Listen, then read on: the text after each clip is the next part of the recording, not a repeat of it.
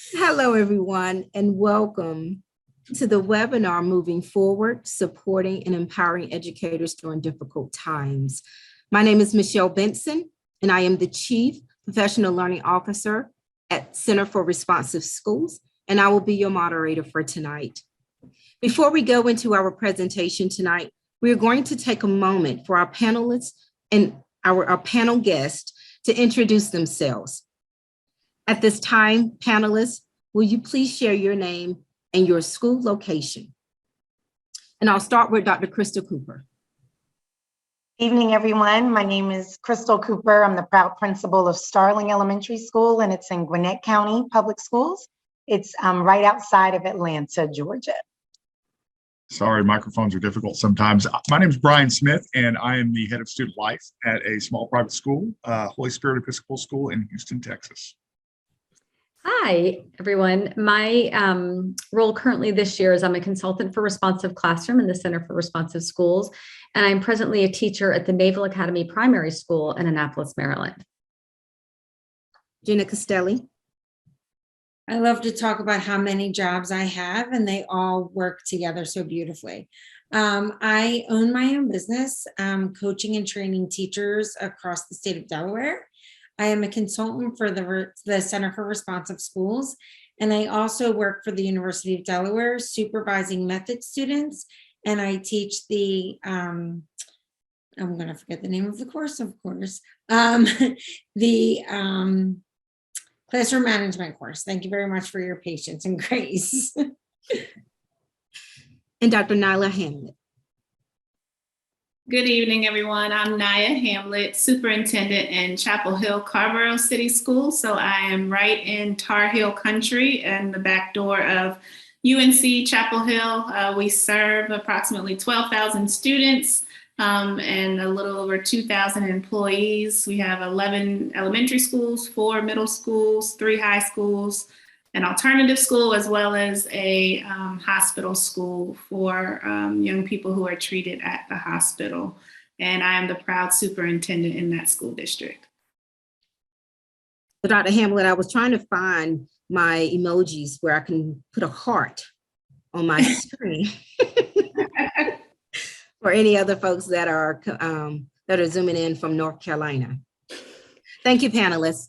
Tonight, our panel guests will be sharing their stories and experiences for our schools and their experiences for a school and district administrator. They will discuss candidly how they are supporting their teachers, their parents, their students during these difficult times where learning has been challenging. They will also share strategies on building leadership in their schools and their districts and how they incorporate and also encourage self-care and practices. So let's get started. So the first question that we are going to just dialogue about is what motivates you to stay in the educational field? All right, Michelle, I'll hop in here. So I had been a classroom teacher for over 25 years. And when my own kids got to be high school, college, it felt like a good time for me to take a break. And I worked for the Center for Responsive Schools full time. I did a lot of consulting. I loved that. And like Gina, at that point, I started my own private consulting business, primarily working with parents, providing coaching services and teaching a lot of yoga and mindfulness. And somehow along the way, I was still consulting with Responsive Classroom. And every time I went into schools to visit, to present or to coach, there was a little part of me that really missed the life and energy in a school building. But I kind of got my toes wet in it enough that it was fine. And then the pandemic hit. And the first 3 months of the pandemic, I was lucky enough to work with some other educators from Responsive Classroom to work on a book that came out. And I really missed teaching. And I was one of those people that at that time when life was so confusing, there were so many questions, so many really big problems that had been bubbling up to the top that really needed individual effort, community effort, collective effort. After a lot of soul searching, I realized that my place right now was to be back in the classroom, that where I could best serve, that the things that were disturbing me most in the world was to be back with students. And I have lived in Annapolis for 25 years. I taught for a long time here, and I've never been to the school that I'm at. It's a very small school that serves primarily military families and those affiliated with the Naval Academy. And it was like going back in time. It was good old fashioned school. They remained open the entire time during the pandemic. Kids were doing what kids do in schools. And I felt better on that day than I'd felt in many, many months. And that's where I've been for the last 2 years. And I think if there's anything I've learned, that teachers are agile. Teachers are born to think on their feet and do lots of different things. It's hard. I say to people all the time, it's so much harder teaching in your 50s than it was in 30s or 40s. I am tired, right? But my days are really joyful. And, learning is different. And we'll talk about how that's changing. But learning is still learning when kids are together interacting, and we're showing them how to be a good human in the world and how to take care of each other, and to be curious about the world. And so for me, that's the real reason. And I had a conversation with somebody today who asked what I thought was trending in education right now. And I said, I'm going to jump on with what's trending in education and tell you why I don't think it's a trend. And that's SEL. It is one of the buzzwords, right? And for me, it's not trending. It's why RC began in the 1980s. It's why I do the work I do, because without relationships, nobody learns. Without relationships, none of us care about going to work. And so that's why I'm here, the relationships with educators and what we do for our students. Yeah, well, Lisa, I'll jump in and kind of add in as well. I would say that, my why really starts with just really my personal story and my experience in education, public education growing up, and then really having the opportunity to influence the decisions that will impact what I want for my own children. That's really what motivates me to stay in this field. When I think about growing up in a single parent household, my mom always made just a little bit too much for us to be eligible for free and reduced meals, lived in the apartment complexes, the things that just kind of, when you think about the SEL component and what students need, and really wanting to make sure that as educators, we refer to and support students based on their fullest potential rather than their circumstances, and really kind of being able to connect that to my own story growing up. And then really just being able to dig deeper into the root causes of student behavior and assist students with redirecting some undesirable behavior into those deeper learning experiences that we want for them. And again, thinking about some of the skills that I probably could have used growing up as a child who was always advocating for someone else, but usually getting into a little bit of trouble. I didn't have that direct instruction as it relates to SEL. And then, like you said, with SEL and just really wellness overall, I really believe in like continued emphasis on coordinated social emotional learning and school-based mental health. Because I think there's really this continuum of services that we owe to our children and our students as, they matriculate through school. So I think between those things, just with my own personal experiences, and then, like I said, what I want for my own children is really what keeps me in this field and keeps me motivated to support our students, our staff, our families, our administrators, and really moving that work forward in a positive way. Michelle, I'd love to add on if that's okay. Absolutely. What I love to tell people, and especially when I'm talking to pre-service teachers, is it's really important to find your niche. And don't feel bad about what your niche is. So if you're in a place where you're not happy, you might have to work through that a little bit and give yourself some time and grace to do that.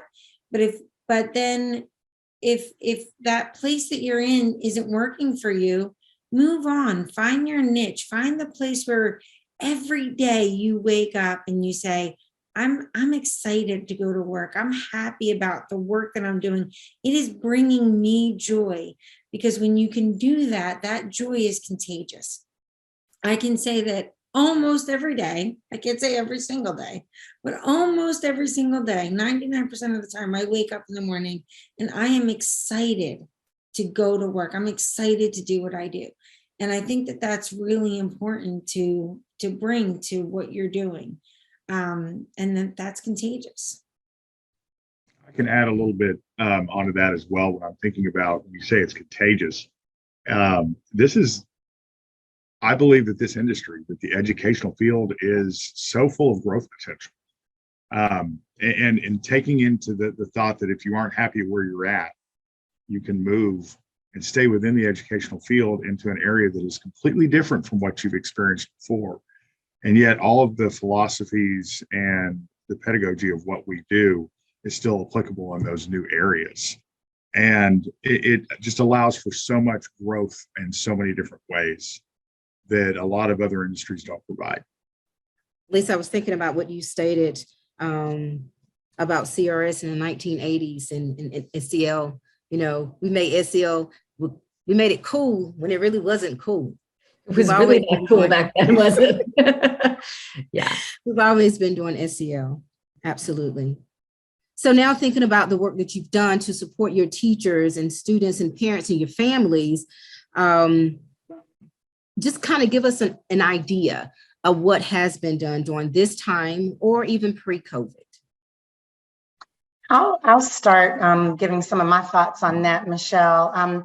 You know, first, I want to start with just saying thank you to all of our teachers and educators around the world. You are the most important piece, you know, and I think of our first conversation about the why. I mean, you all are the why. We are the why, you know, and I think about Michelle, like I started in this work in '97 in Paterson, New Jersey, and you know, being a consultant and still being asked, right, to go to schools and go to different districts. And, you know, I was with some individuals from Ghana the other week, and that just really reinvigorated me too.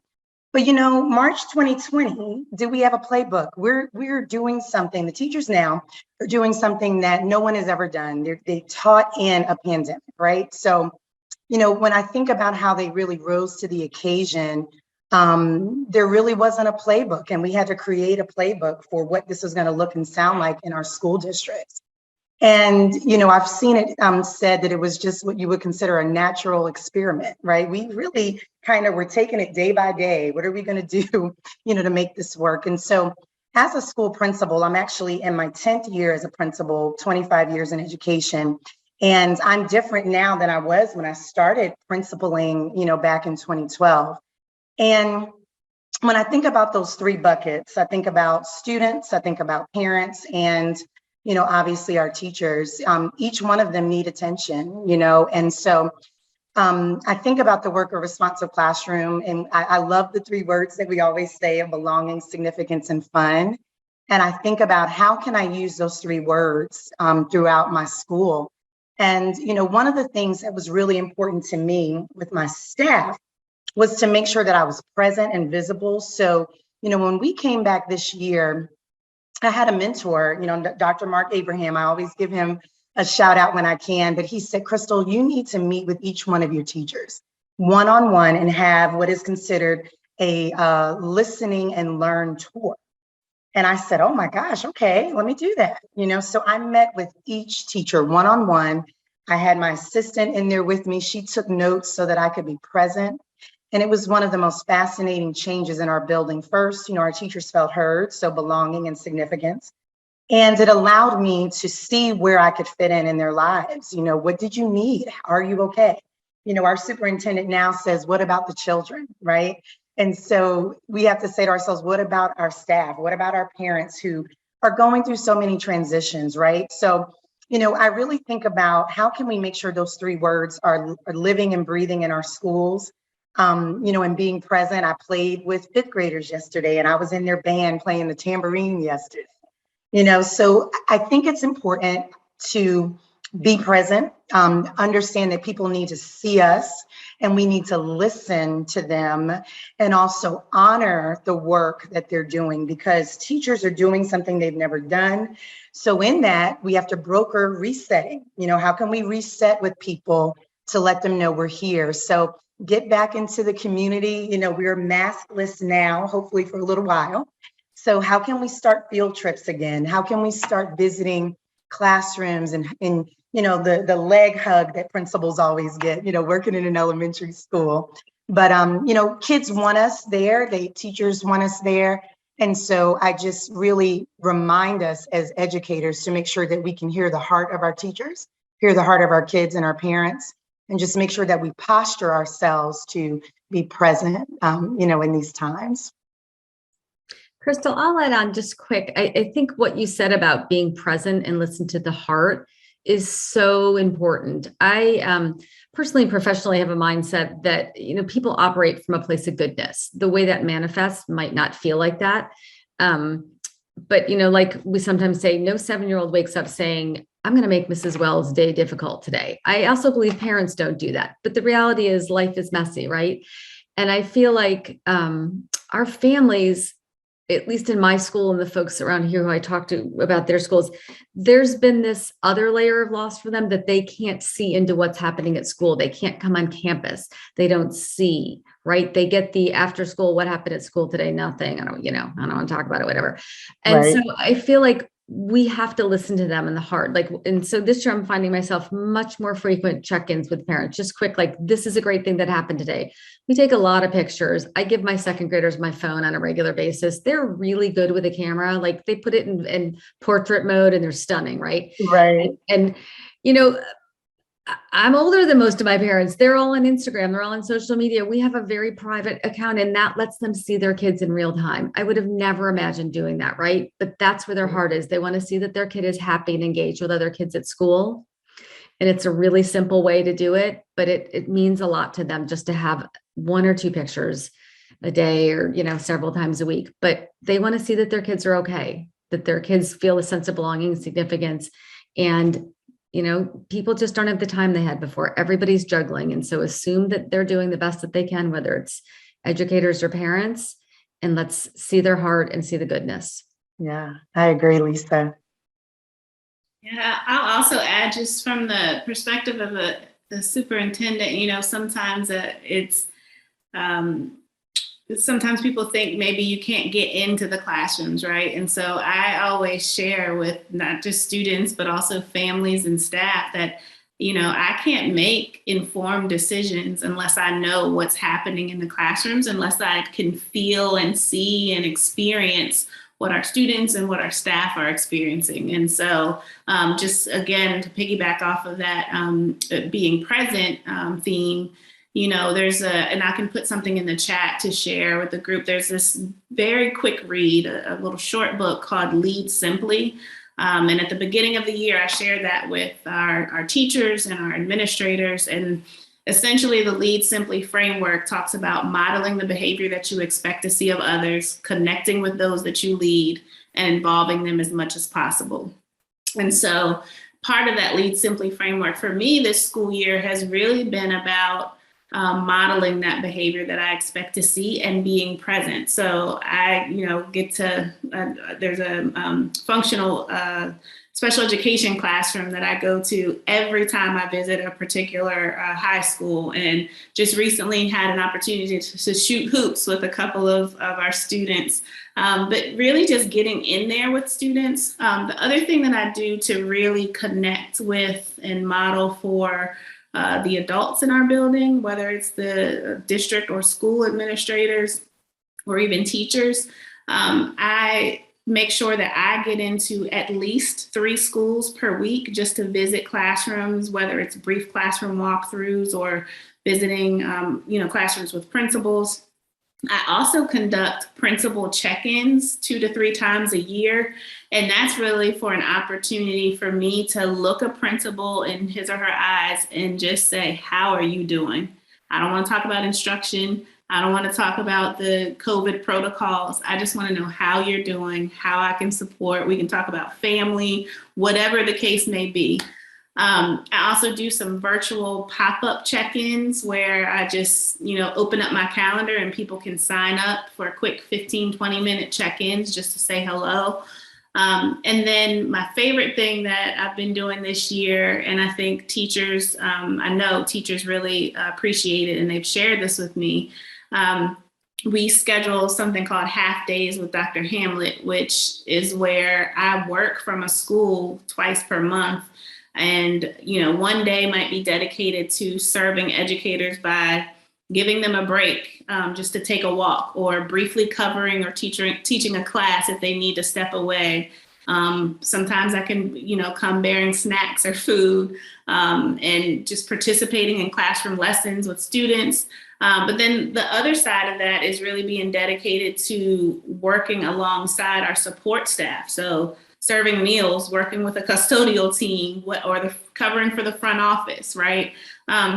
So really, again, modeling that behavior that I expect to see of the leaders in my school district, but also connecting with students and staff and parents who are in our buildings volunteering, just to show that, I'm there as a support, that I can roll up my sleeves and get in there with them, and so that I can make that connection to know, what is needed when I'm making certain decisions, or making recommendations to our school board. So I think that just that theme of being present is really important, and it means a lot to people. I was also going to add the idea of, when I go into a school, often I hear from schools, okay, we need social and emotional learning. We need a program. This is what everyone's telling us we need. And often I'll sit them down and I'll say, I need you to stop and take a deep breath. Let's list what you're doing and let's consolidate. Think about what your goals were in the beginning, and instead of, you may need to add something in. That may be what you're thinking about doing. But instead of thinking about that first, what were your goals and why did you have that program or approach in the first place? And is that still your goal? Instead of adding on something new, because that can add so much stress to teachers and parents and students and everyone else, on your entire school community. So how can we look at, when I think about this question, what work have we done to support everyone? Sometimes it's about consolidating and really focusing what we're doing already instead of adding on to what's being done there. And we might need to add on, but is that really what we need to do? And sometimes that takes exactly what all of you have said, just really listening. Tell me what you need. What are you doing? What do you need? What's working? Looking at the data. Or does it take going into a classroom? Today I went into a classroom and for the very first time, I taught a lesson to a group of students on what significance means. So we're talking about belonging, significance, and fun. I've taught tons of lessons on cares, but I've never actually taught kids a lesson on significance.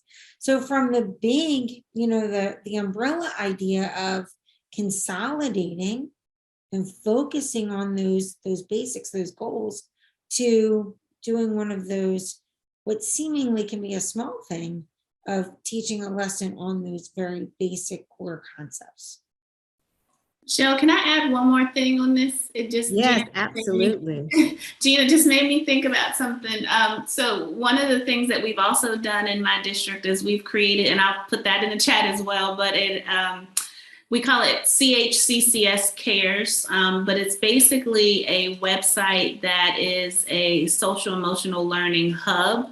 And it's really designed to support our community by giving our students, our employees, our parents, just a plethora of resources to support social emotional learning in the home, in the community, and in school. So it's a little bit beyond just, focusing on what your SEL curriculum is or how that's embedded into advisory or your morning gatherings. But it's just this website where we kind of connect all of these resources and have them uploaded depending on what's going on in the world, current events, or just resources that they can connect with. And CARE stands for creating advocates for relationships and emotional safety. And so, that's one of the things that we also want to model, because we expect that of our students, but we're really also expecting that of the adults as well. And so I'll put that link in the chat if anybody wants to look at it. But I think that's also something that's kind of helpful, because we talk a lot about SEL, we talk a lot about mental health, but then it's kind of like the so what, now what? So what resources are you providing this community to really live that out? So I'll share that in a moment. And as we're continuing this conversation, and all of us that are on this panel are sitting here as a leader and being able to support our teachers, our families, our students, how do you encourage them to be their own leaders or to develop their own leadership style? I'll kind of jump in on this one.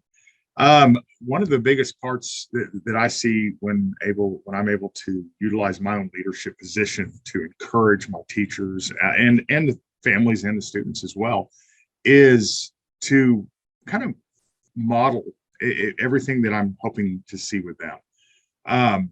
I was trained in the concept of servant leadership, and the idea of going into a classroom and giving the teachers my own time as far as going in and sitting in their classroom and being with them and learning from them, and then providing that feedback to them in a natural environment. But also, I think that I've spent this past couple of years watching community fracture within the educational environment, especially within my own campus. Parents can't come on campus.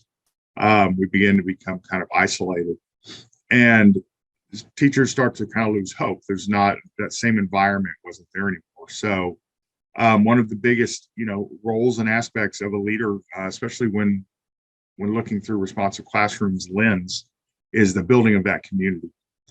And I think it's probably the most important thing that I can do with my teachers and families and students, to bring these families back on campus in some way, shape, or form, make them feel as though they are a part of what they're doing. And that feeds back into the teachers feeling that they're effective and that it encourages them to continue to stretch their practices and move forward.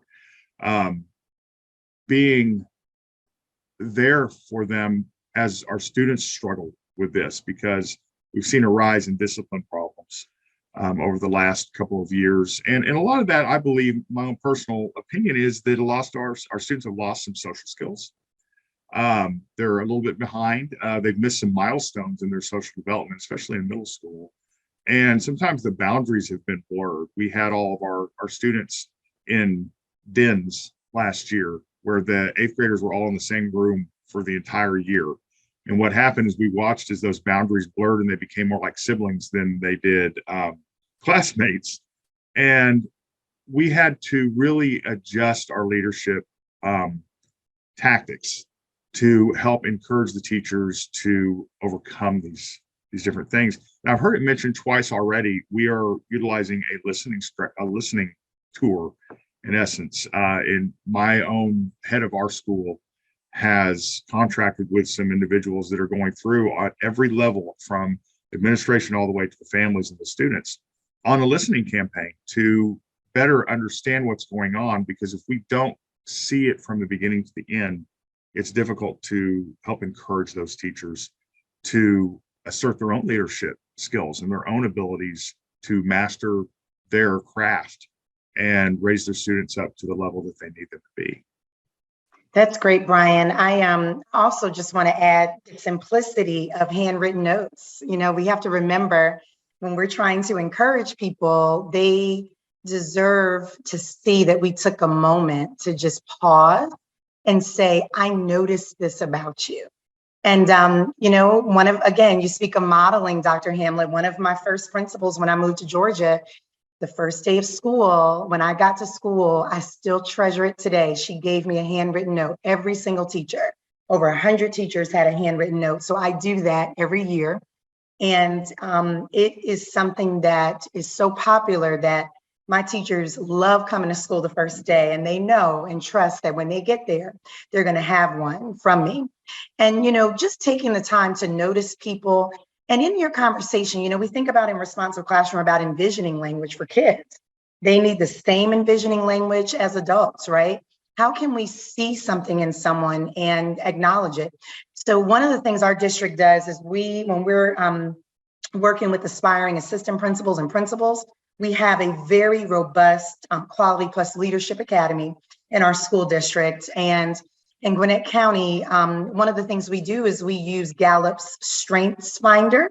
And what I talk a lot about with our teachers is, do you know yourself, right? So when you're trying to encourage leadership, when you know that you might be someone who is a learner, or you might be someone who is very strategic, when you see yourself doing it, it inspires you to do it more and more and more. So one of the things that I think is important when you're encouraging others to be leaders is to take a pause and say, do I know myself? What are my strengths as a leader that I can cultivate and grow? And so how are we creating leadership opportunities in our schools for teachers to aspire to be other than, to be outside of the teaching field, but honor the teaching field enough to say, being a teacher is a leader. However, if you want to embark on coaching, if you want to embark on grade chair, if you want to embark on leading a club or innovation of creating something new, do I provide an opportunity for you to do that? And so using your language to say, hey, anybody have some new ideas? Getting to know your teachers one-on-one to see something in them and say, you know what? I see something in you that I think you can help our school with. Well, how would you think about doing this? That spark in a teacher's eyes is what we want to inspire to retain them and to have that attrition that we want to have in our school buildings. So I just encourage all the leaders on our webinar, how are you putting in place, exact structures that you purposefully say, I'm going to help grow you, not just by my modeling, but I'm actually going to say, we're going to have leadership classes once a month. And here's the topic. And, how can we grow you to be able to add to the profession? Because friends, people are leaving the profession. Let's be realistic about it, right? There's people literally pulling our teachers out. And I love entrepreneurship. I want people to have, I have a business too in education. But how can we cultivate and amplify them so that they can still turnkey that right back into the school system? So I think that's something that we can definitely keep considering. I was going to add to that, Dr. Cooper, that in addition to envisioning language for this question, I think a lot about reinforcing language. So when I'm in a classroom or I'm working with teachers, not only do I use reinforcing language with those teachers, I always think of, that old saying, you catch more flies with honey than you do with vinegar. And not because I'm trying to be trite, but because it's so true. And I want to be genuine. I want to notice the real things that they're doing. And when you look for it, you see it. It feels good. And then afterwards I say, what was something I said to you that really stood out to you? And then when I'm sitting down in those classrooms, I also handwrite notes to them. I put some stickers on them too, just not kid stickers, but like adult-like stickers, because, who can't use a smile every once in a while? But those handwritten stickers to children and adults in our schools, I think make a huge difference. But even in the handwritten notes, I'm using reinforcing language. I think it's so important to go back to our basics, reinforcing language, envisioning language, like you said, the belonging, significance, and fun. And I often will go back to the Responsive Classroom website and bring up our Responsive Classroom leader piece and show them, I see something really special in you. You might not be there right now or feel that you're ready for it right now, but when you are, you let me know and I will connect you to someone at Responsive Classroom who's ready to help you. Because this is what I see in you, and it's there. We just need to work on bringing it out. Or when you're ready, let's bring it out. So do it. Let's do it together. I'll video you. Like I'll look at your essay for you, whatever it takes. But I agree with you that that those same things we're asking them to do with kids, do it with them. Use that reinforcing language because it's one of the most powerful tools I think we have. And then also, how are we building capacity in our schools? By using the tools that we have right there on that front page of that website. I love that website, that front page. It's one of my favorite pages because there are just so many tools to build capacity and empower teachers. We need to empower our teachers. They do not feel empowered. When you walk around some schools, you see them hanging their heads. They feel like they're on a hamster wheel. How can we get them off the wheel and say, you are important and you can do more in this school, in this system? Gina, you brought up so many great points. I just want to chime in and make a shameless plug, because what you described, empowering our teachers, especially the newer ones who don't see their potential yet. Oh, excuse me, that is my dog. I don't know if y'all can hear him or not, but he really wants in on this webinar. We've got to support them in ways that they're ready, because no one changes until they're ready. So the series of books we have, Empowering Educators, K1, 2, 3, 4, 5, 6, 7, 8, touches on so many of the things you said, resources to get to quickly, to help you see your potential, to see how to put things into action, and to reinforce what you're really doing well. And we also looked at it because we know from the research and the data that the adult mental wellness and SEL is intrinsically linked to kids, whether you're a parent, a caregiver, an educator. If you're not feeling okay, if you're not taking care of yourself, that is going to have an impact on the ecosystem with the kids you work in. So this book hopefully empowers educators also to think about how to make time for themselves, right? Whether, however that's going to take shape for you, to be intentional and do what's important for you, and to model that for kids. So many great ideas and strategies and thoughts and experiences from you as a leader. And so just some of the things that I heard that really captivated me just as a listener was ways that you created sustainability, how you utilize your language, just handwritten notes. I mean, we're so in this digital age right now, I don't even know how to write. I mean, sometimes like, how do I even write this? I mean, because you're typing so much, but just going back to the basics is also, just instilling that leadership skills with your language, being genuine, that capacity building, because we want our teachers to stay. I was just having a conversation with someone today, and they're saying teachers are resigning left and right. And so how we are, communicating with them, what opportunities we're providing with them is all about building that capacity and sustainability. And so which leads me to my next question, that we talked about all of these great things. And so what other conditions do this create for your teachers and your students to be successful in your school and district? So I'll take this one, Michelle. One of the things that I've been really looking into a lot and working on is that adult social emotional learning. So we've been talking a little bit about that self-care piece, and there is a distinct difference between self-care and adult social emotional learning. And there's a professor at the University of Delaware, where I work, who's doing a lot of research on this. And she has a podcast. It's actually called Scholarly Self-Care. It's funny that it's about adult social and emotional learning, but she calls it scholarly self-care. And I'll put that into the chat as soon as I'm finished. But what I've been doing, one of the principals that I started working with at the beginning of this year said to me, my teachers need adult social and emotional learning. That is something they are asking me for. So she gave up everyone. They have faculty meetings every other week in the mornings. So she gave me every one of those faculty meetings, which is a big ask for a principal. I didn't ask for it, but it's a big ask in general. And they had the option of coming to these meetings. And there are adult social and emotional learning wheels, they call them. And they talk about multiple areas of social emotional learning for adults and how you can really focus on a social emotional learning plan for yourself throughout the year. And how are you working on that? And there were times throughout this school year, because it was pretty difficult. And in this particular school, my passion is really inner city schools and certain populations. And there were times where it got so difficult where the school completely shut down for weeks at a time because there were no teachers, the teachers weren't coming in, and COVID hit, and there were just some really difficult times.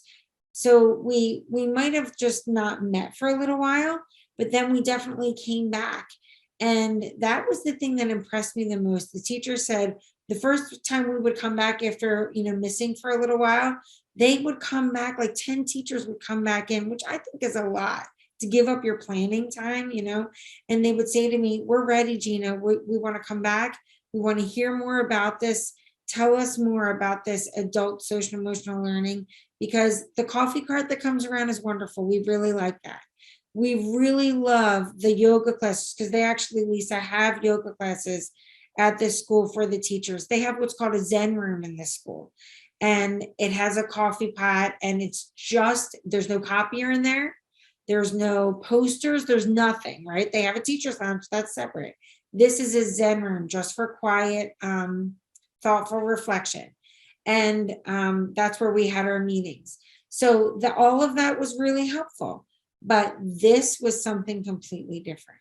And I think that that's a really interesting piece when you talk about and think about that piece for how are we teaching the adults social emotional learning, because then they are better equipped to teach the students in their space social emotional learning. And that was something that Lisa just touched on that is extremely important. And we're just learning so much more about that piece. Gina, I'll add a little bit there. We, just a month into the school year, I sent a just brief survey out to our staff about just kind of how we can make the lives of educators better. And in less than a week, I received over 200 responses. And it kind of goes back to like really not just putting information out there, but making sure that you also respond with action. And so a couple of things that came out of that, we added 2 days to our calendar that we designated as mental wellness days for students and staff. We also incorporated pay for teachers who are having to cover for their colleagues because we also have a sub shortage, not just a teacher shortage, right? And so we looked at things like that, and just really empathetic communication is really important. So I send out a community update every Friday, and that goes to every student household, to our staff, and I really try to, I call it like my love letter to the Chapel Hill community. I try to make it personal. So I talk a little bit about maybe what I'm struggling with as a parent, or, what I see in classrooms, or what I've seen in classrooms that week. So I try to make it a combination of, encouraging, but also being quite vulnerable with our school community. And then the other thing, there were several things that came out of just the survey and things that we've done, but we've also scheduled Mindful Mondays and Wellness Wednesdays. And those are days where students are in school, but they kind of operate off of what might be considered a relaxed schedule. We provided guidelines to schools, but just, again, resources and ways to reduce stress and anxiety, and to encourage people. So it's almost like a choice board of things that both students and staff can do during those Mindful Mondays and Wellness Wednesdays. And we have a few schools who have just taken it like to levels that you wouldn't believe. So similar to what you were sharing, one of our schools has a Zen den. You walk in there, there's a weighted blanket, there's a little mini refrigerator where you could just get some water. There's a Roku TV thing where it's like playing like mindful music and relaxing music. It's just a wonderful atmosphere. So we're starting to see that in multiple schools, and we're being very intentional. And when I say we, I cannot take the credit for it. I'm just the one who gets to be the cheerleader for it.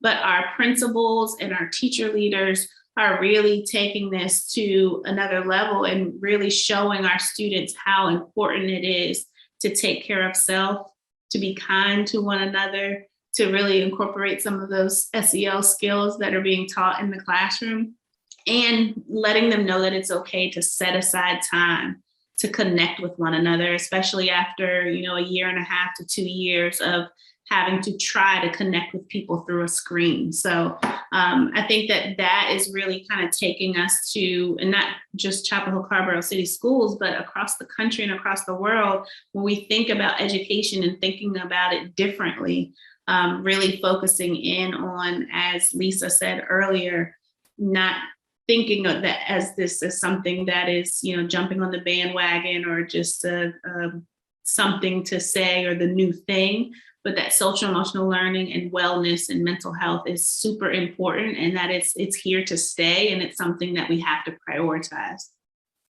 Dr. Hamlet, I cannot let this moment pass. You mentioned your Mindful Mondays, and I do want to say that Center for Responsive Schools has a new social and emotional program called Fly Five.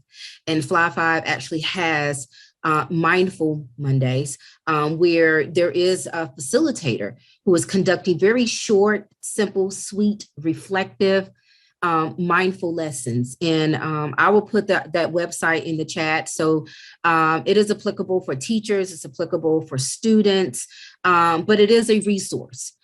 So if you're looking for, something that a teacher doesn't have to design, if you're looking for something that a student can just go to for a quick minute and just take a moment and reflect or regain self-control, I would, highly encourage everyone to go and check out our Mindful Mondays. Yeah, absolutely.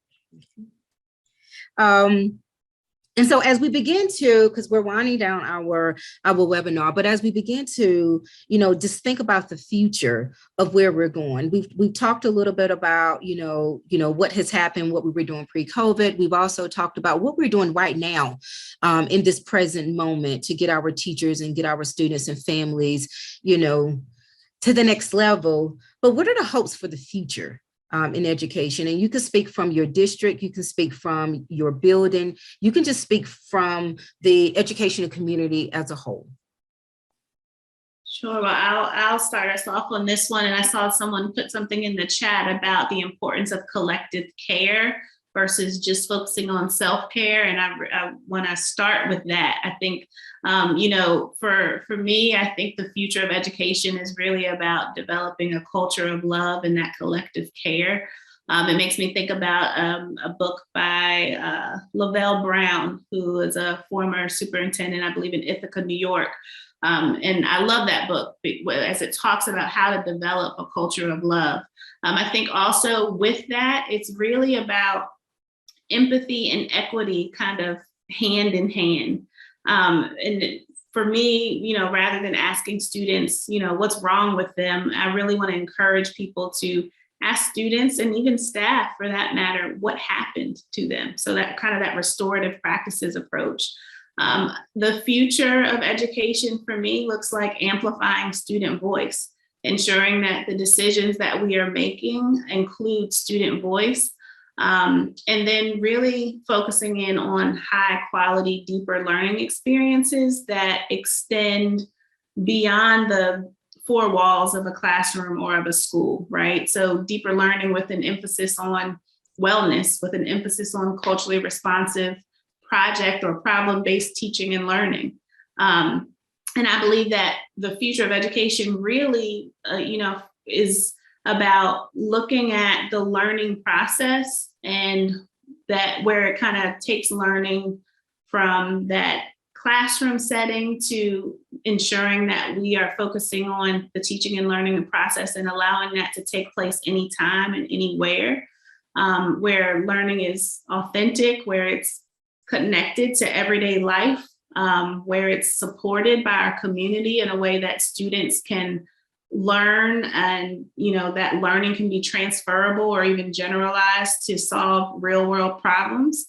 And so for me, deeper learning and the future of education goes back to that, some of those deeper learning components about, rather than asking students what they want to be when they grow up or trying to prepare them for a job that we already know exists, asking them what problems they want to solve, which may lead to the jobs that we don't yet know about, right? So ultimately, I try to do what I can to contribute to the future of education in a way that makes our field what Senator Cory Booker said or referenced last night, but makes our field a harbinger of hope and makes our field a field of joy despite the naysayers, despite the challenging times that we face. And that makes our field full of possibilities. So that's kind of how I see the future of education. And just, I always say when students lead, we should follow. And we have some mighty young people who are ready to engage the world in order to change the world. So I'm just honored to still be an educator and to be in this field.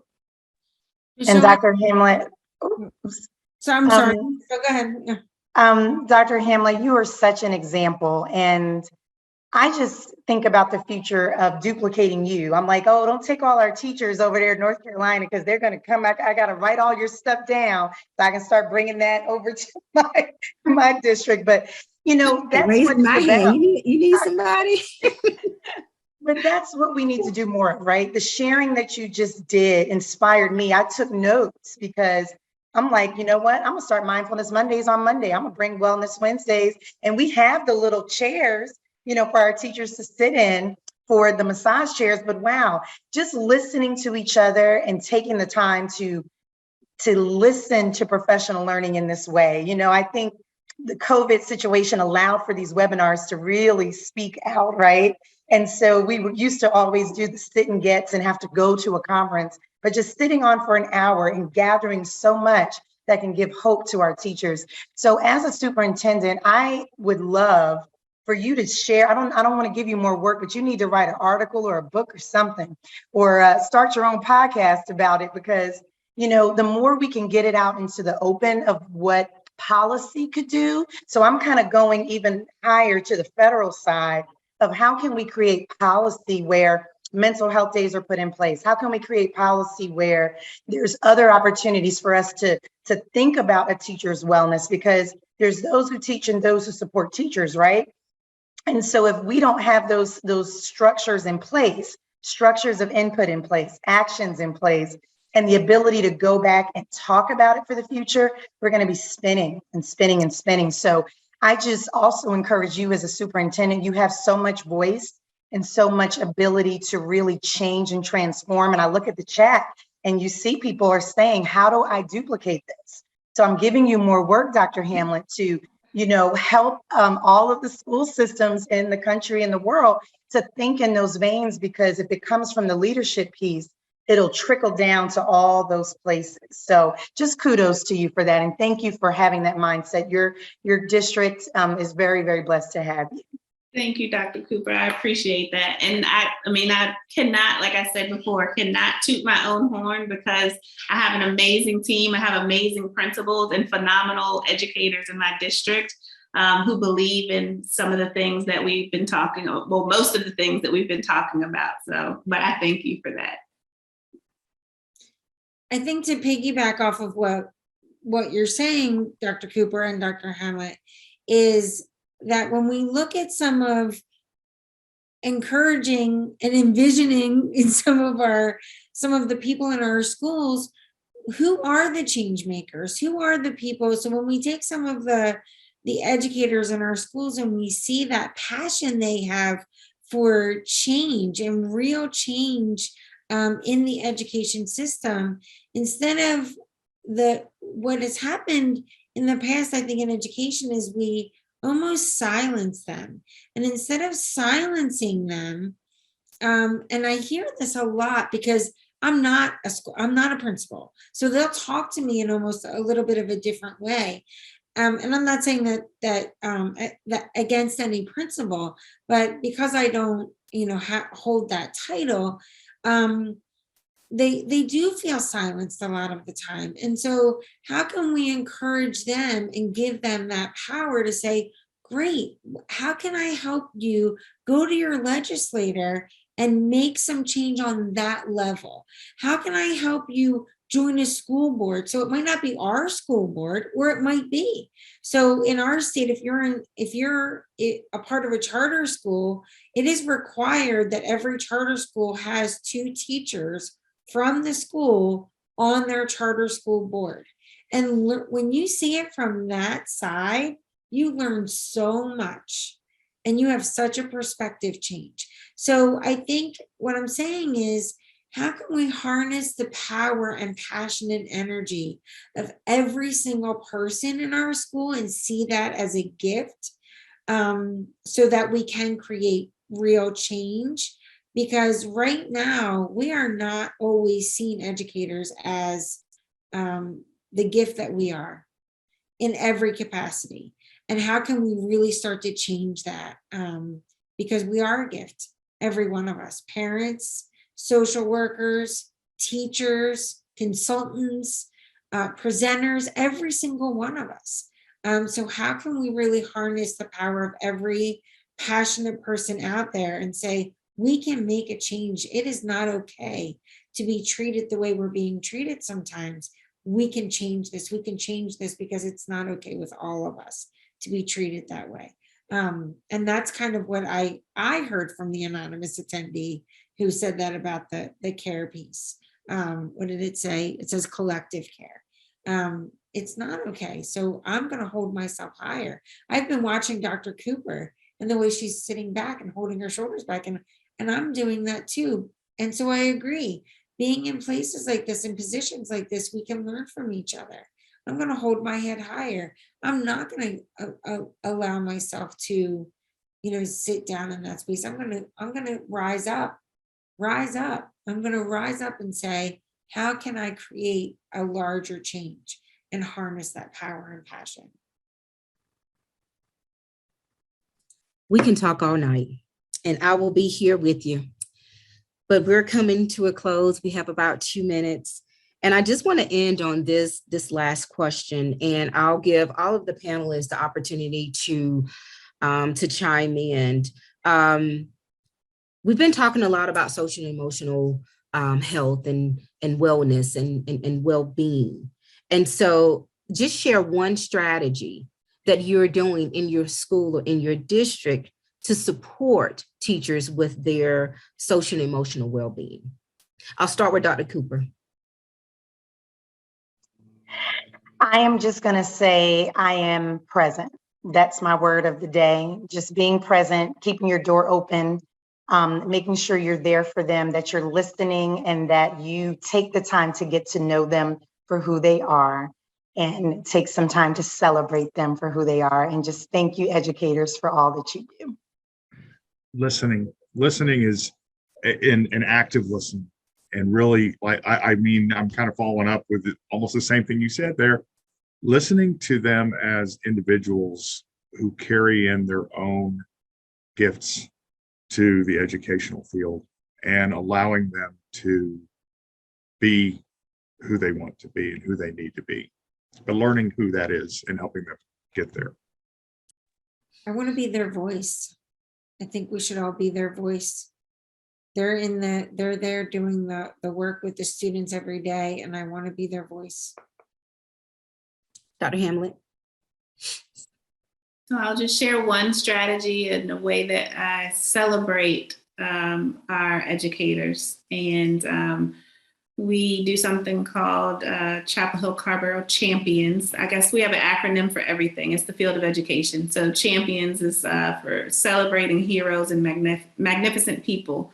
But basically, a few times a week, I, with my communications officer, stop by a school and celebrate and teachers or staff who have been nominated by parents, by their colleagues. And I tell a little story about what the nominator said about that individual. And we give them a little swag bag of, Chapel Hill Carrboro champion gear and a little stress ball, again, things to connect. But I would just say celebrate people and celebrate the small wins. And Lisa. I apologize for the cat and dog fight at my feet. We're a real small school. I think it's easy in our small community to find the joy, not just from the kids, but from the adults.